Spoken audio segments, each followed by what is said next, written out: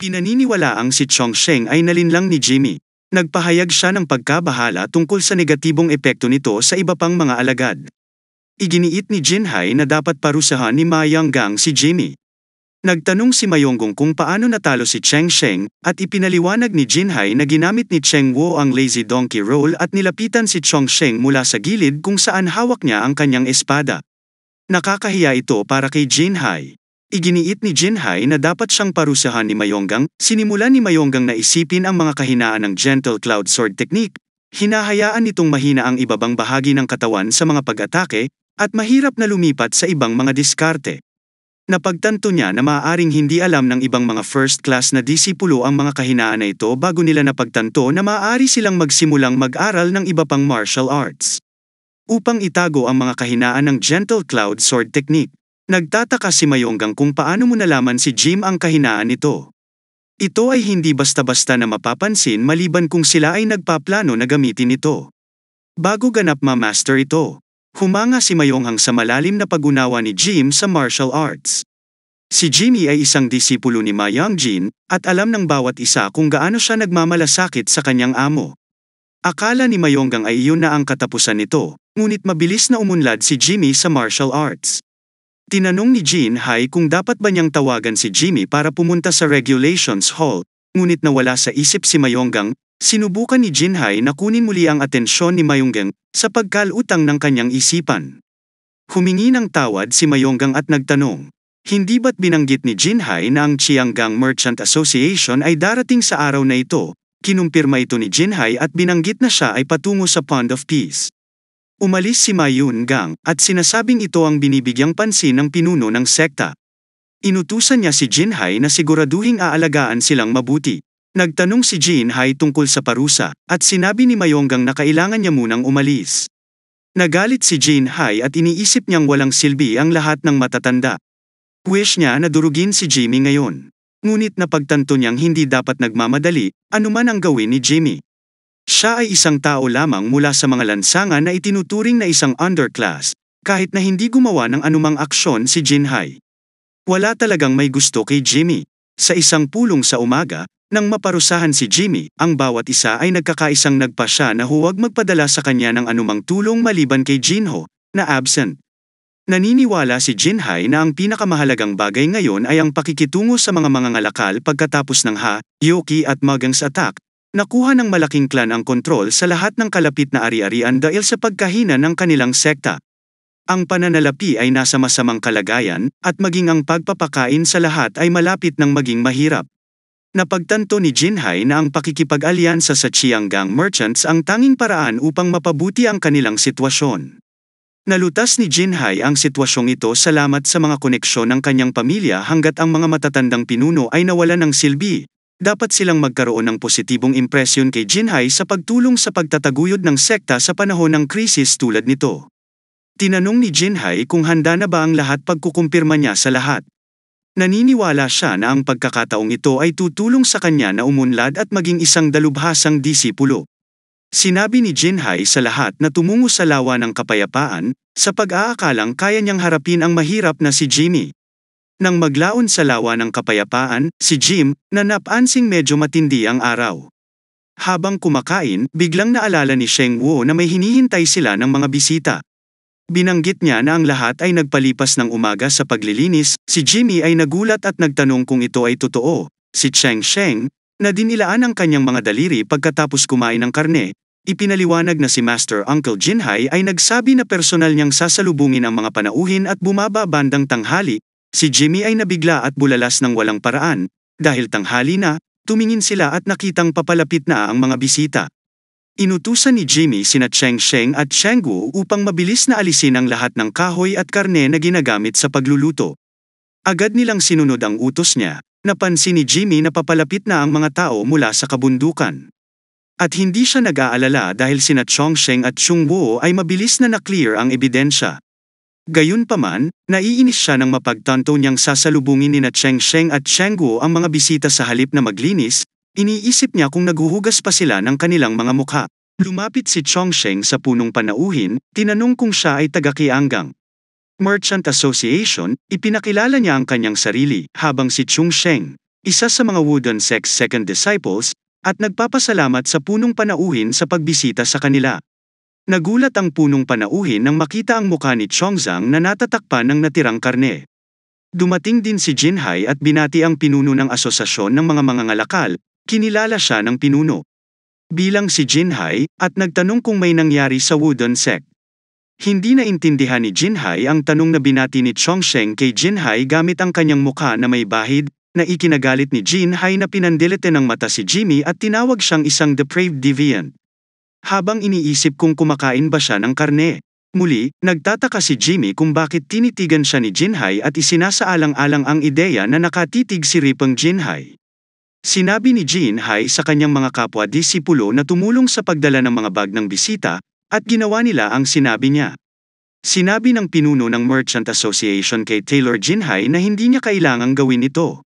Sinabi ni Jinhai na ito ang pinakamaliit na magagawa niya. Sinabihan niya ang pinuno na huwag maging masyadong formal dahil ang kabundukan ay mabangis. Tapos sabi ni Jinhai, "Okay, let's go." Sumang-ayon ang pinuno na tanggapin ang alok mula sa sekta ng Wudang. Habang naglalakad si Jinhai sa tabi ni Jim, na binalaan niya siya at ang dalawang iba pa na maging maingat. Napagtanto ni Jimmy na parang may kakaiba. Kahit hindi sa grupo nila ang leader ng Merchant Association, hindi niya alintana ang leader na manguna at sinusundan siya ni Jinhai na parang normal lang. Napagtanto ni Jimmy na may malinaw na pagkakaiba sa kanilang mga posisyon. Tinanong niya ang kanyang mga subordinate kung sino ang mga bisitang ito. Ipinaliwanag ni Chongsheng na ang mga taong ito ay mula sa Qiangyang Merchant Association na nakabase sa Danjing Kill. Inamin ni Chongsheng na wala sa kanya ang lahat ng detalye, ngunit nabalitaan niyang nagpapatakbo sila ng isang asosasyon ng merchant sa Danjiangkao para sa 3 henerasyon. Noong si Jimmy ay nasa kanyang lumang katawan, siya ay sobrang nahuhumaling sa pera na ang pagbanggit lamang nito ay makakakuha ng kanyang pansin.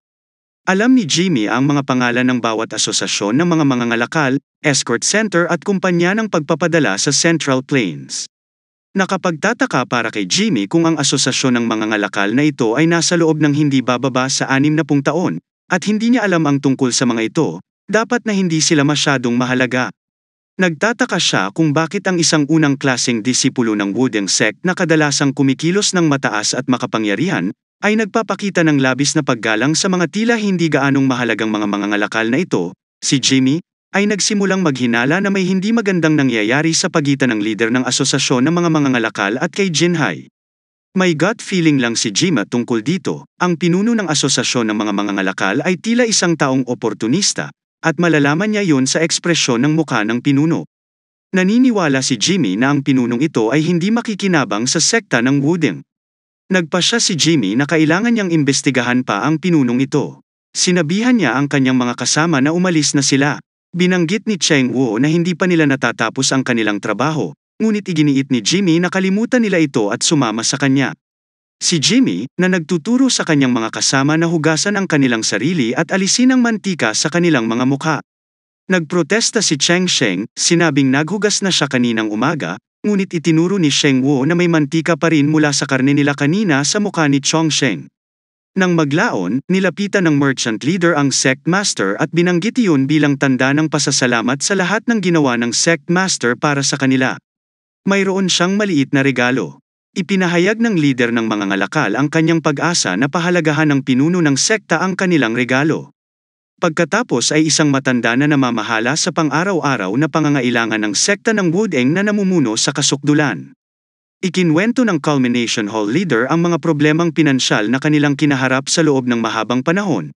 Ibinahagi niya na naging mahirap para sa kanya bilang pinuno ng bulwagan na ito na responsable sa pagbibigay ng mga kinakailangang bagay para sa sekta.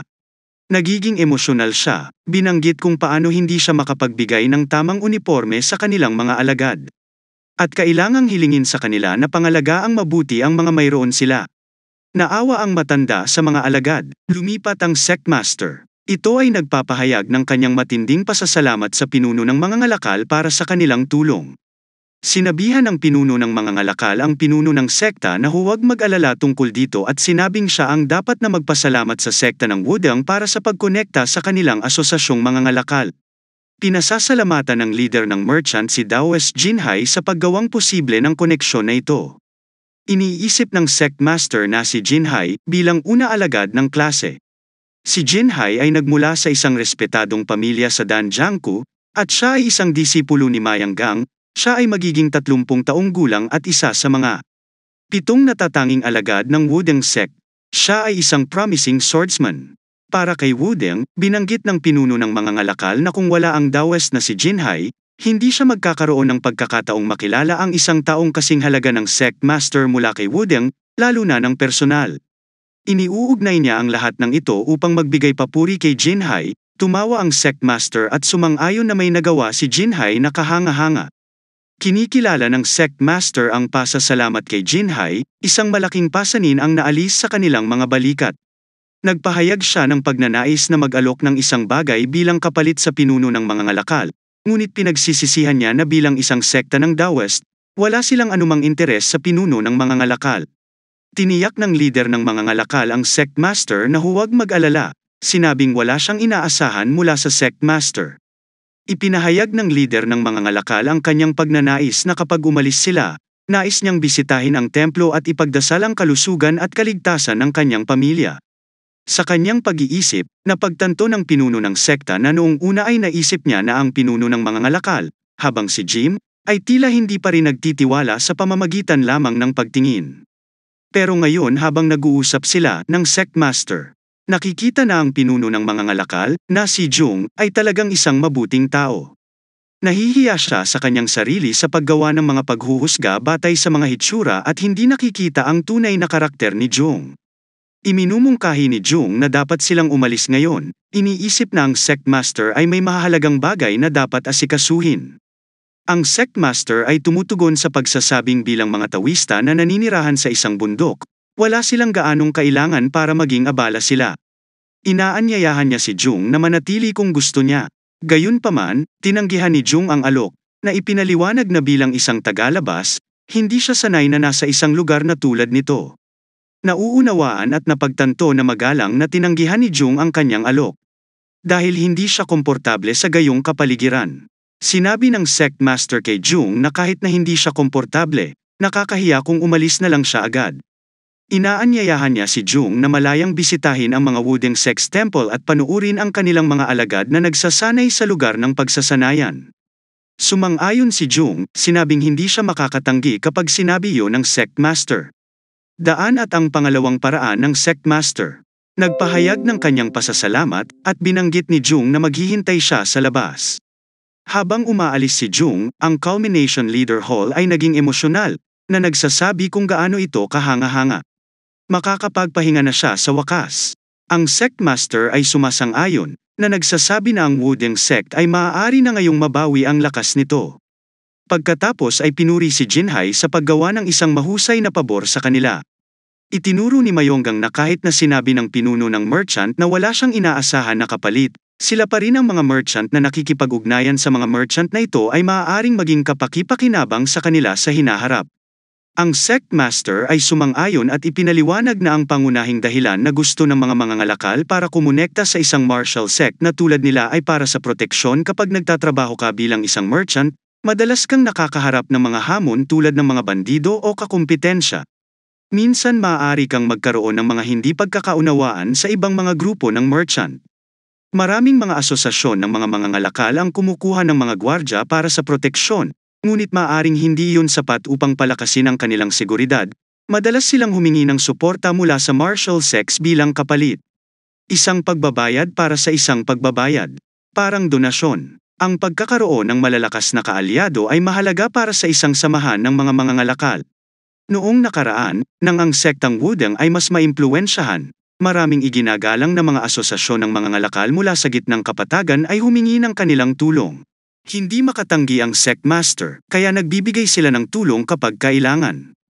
Gayunpaman, ngayon ay nakuha na ng malaking klan na ito ang karamihan sa kanilang teritoryo, at wala nang gustong makipagtulungan sa sekta ng Wudeng. Iminumungkahi ni Mayonggang na hindi nila dapat palampasin ang pagkakataong ito. Iminungkahi niya na ipakita nila sa mga mangangalakal na ang sekta Wudeng ay makapangyarihan pa rin. Tinanong ng sect master kung paano nila gagawin iyon, at ipinaliwanag ni Mayonggang na hindi araw-araw na nasaksihan ng leader ng merchant ang mataas na antas ng martial arts kung sila ay magpapakita. ang kakayahan ng kanilang mga alagad, lalo na ang mga tipak sa kanilang pagsasanay. Naniniwala ito ng malakas na impresyon sa mga mangangalakal. Iminumungkahi ni Mayonggang na dapat nilang sabihin sa mga mangangalakal na ang kanilang pang-araw-araw na pagsasanay ay may kasamang kaunting pagganap. Ipinaalam ni Jinhai sa sect master na hindi siya nagkaroon ng pagkakataong magbanggit. Mas maaga ito at ngayong taon. Ngunit ang mga alagad ng Grace Palace ay gumagawa ng isang bagay upang ipakita. Nagtataka ang sect master at nagtanong kung ano ang kanilang inihanda. Ipinaliwanag ni Jinhai na sa isang buwang patnubay mula sa kanyang master, sila ay nagsasanay sa siyam na palace sword formation. Iniisip ng isang elder na ang siyam na headed strike ay isang teknik mula sa sekta ng Wudeng, kaya sina Mayonggang at Jinhai ang nagsasanay sa kanila, walang dapat ikabahala. Pinahahalagahan ng sect master si Jinhai sa napakalaking tulong at inutusan siyang maghanda dahil may naghihintay silang bisita. Sumang-ayon si Jinhai at umalis sa labas ng pangkalahatang supervisor ng Kianggang Merchant Association. Mga tanong ni Lee Chishong, nagtanong kay Jung, hindi ba sila nagbigay ng labis? Naguguluhan si Jung at tinanong kung ano ang ibig niyang sabihin.